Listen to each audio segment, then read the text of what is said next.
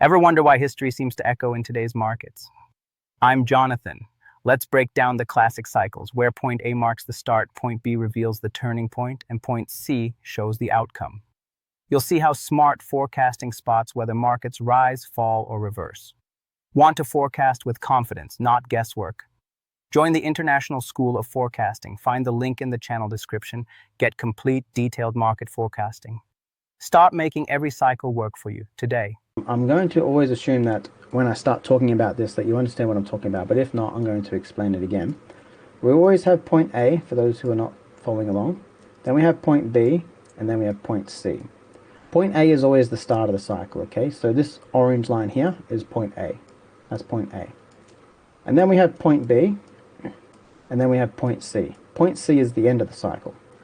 So now as the market moves out of its cycle, what it's going to do is going to travel up until point B. Okay, it can travel down, it can travel up. But once it gets to point B, which is this zone in here, it needs to tell us if it's going to be traveling higher or lower from this point on. And the way we do that is by using what's known as a left or right translated top. Now if the market makes a top on the left side of this point right here, okay, so if the market comes down from here and never breaks this high, even if it sort of tries to come up above it and then pushes lower again, that tells us that by the time that it gets to point C, there's a very high chance that the market is going to fall into its final low lower than where it began. Okay, that's what we need to be figuring out. Now that's different. It's different from a bull market. Okay, I'm going to quickly explain because you're gonna need to understand what's going on here.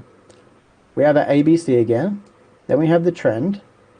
The market sort of pushes up on now the right hand side. Okay, so B point is in here, remember, and that means that by the time it gets to point C, the market is going to end lower. So it's going to make its low higher than where it began. Okay, so it all depends on what happens around this B point. So now I'm going to break down. Join the International School of Forecasting and get exclusive access to market predictions and proven forecasting strategies. Stay ahead with real-time insights and actionable analysis. Transform uncertainty into opportunity.